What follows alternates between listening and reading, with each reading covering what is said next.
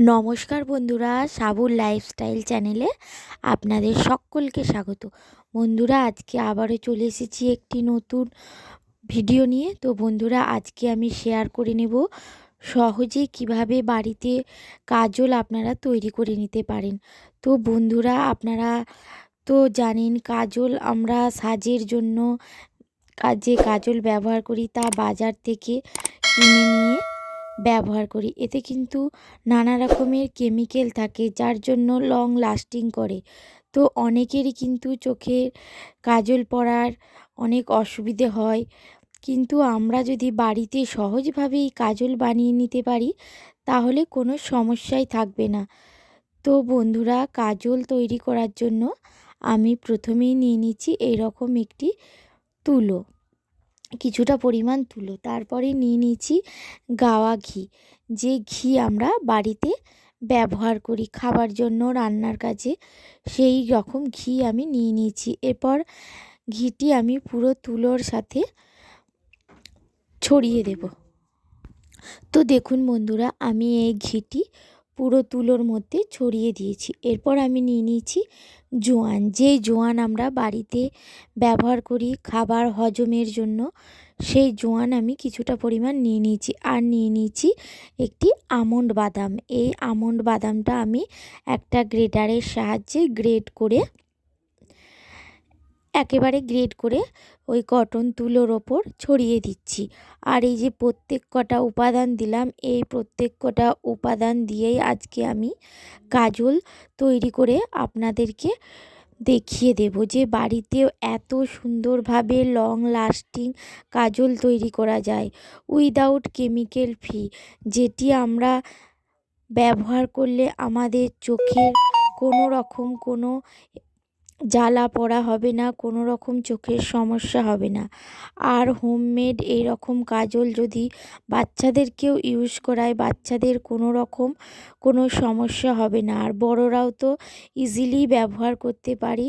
আর এটা খুব long lasting হওয়ার কারণে এটা খুব পাওয়ারফুলও হবে, আর অনেকক্ষণ পর্যন্ত এই কাজলটি টেকসই করবে। তো বন্ধুরা, এইরকম আমি সমগ্র উপাদানগুলি এই কটন তুলোর মধ্যে ভরে দিয়ে একটা সলতের মতো পাকিয়ে নিলাম, দেখতেই পাচ্ছেন। আর তারপর আমি এরকম একটা গোল মতো মাটির সরা নিয়ে তাতে তেল দিয়ে এই সলতেটি বসিয়ে দিয়েছি। তো দেখুন, যেভাবে আমরা পুরো প্রদীপে সলতে পাকাই সেই রকম সলতে পাকিয়ে প্রদীপে যেভাবে তেল দিই সেই রকম তেল দিয়ে সলতেটি বসিয়ে দিয়েছি।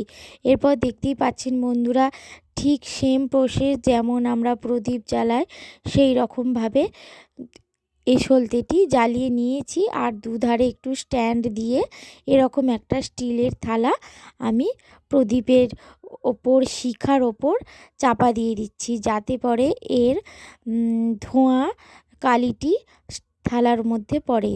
তো বন্ধুরা, এইভাবে দেওয়ার পর 1 ঘন্টা পর ফিরে এসেছি। তো দেখুন, 1 ঘন্টা পরে আমার কেমন পুরো স্টিলের থালাটি কালি পড়ে গেছে। তো আপনাদেরকে ভালো করে দেখায়, এরকম একটা আমি কাঠের চামচ নিয়ে নিয়েছি।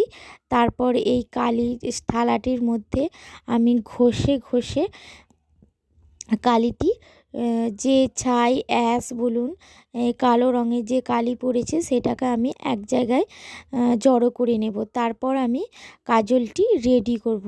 তো বন্ধুরা, এই রকম প্রসেসে সহজভাবে বাড়িতে যদি কাজল বানিয়ে নেওয়া যায় তো এর থেকে ভালো জিনিস আর কোনো কিছু হয় না। কোনো রকম কেমিক্যাল ছাড়াই কিন্তু বাড়িতে সহজভাবে কাজল বানিয়ে ইউজ করা খুবই উপকারী একটা জিনিস। আর কাজল তো আমাদের এখনকার জেনারেশানের একটা সাজের প্রধান অঙ্গ। কাজল ছাড়া সাজ কমপ্লিটই হয় না। আর সেই কাজল যদি একদম বাড়িতে তৈরি কেমিক্যাল ফ্রি হয় তাহলে তো কথাই নেই। আর বন্ধুরা, এই যে আমি কালিটি ব্যবহার করলে, যে আমি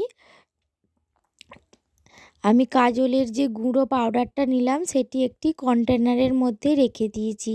চাইলে আপনারা এই কন্টেনার থেকে নিয়ে কাজলটি রেডি করতে পারেন। তো আমার এরকম একটা ছোট কাজলের কন্টেনার ছিল, তার মধ্যে থেকে একটুখানি পাউডার নিয়ে আমি সামান্য একটু নারকেল তেল দিয়ে এই পাউডারটি মিক্স করে আমি কাজলটি রেডি করছি।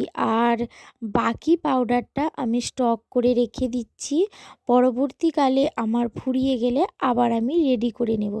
আর আপনাদেরকে লাইভ রেজাল্ট দেখাচ্ছি, কাজলটি একদম হয়ে গেছে ওয়াটারপ্রুফ। তো দেখুন আমি হাতের মধ্যে কাজলটি লাগিয়ে নিয়েছি, এরপর একটু জল দিয়ে আপনাদেরকে দেখাচ্ছি। তো কোনো রকম কোনো স্মাচ হচ্ছে না, একদম সেট হয়ে গেছে। তো বন্ধুরা, এই রকমভাবে কাজল কিন্তু আপনারা বাড়িতে সহজভাবেই তৈরি করে সুন্দর রেগুলার সব বেসিসে ইউজ করতে পারেন। তো বন্ধুরা, কেমন হলো ভিডিওটি অবশ্যই কমেন্ট করে জানাবেন।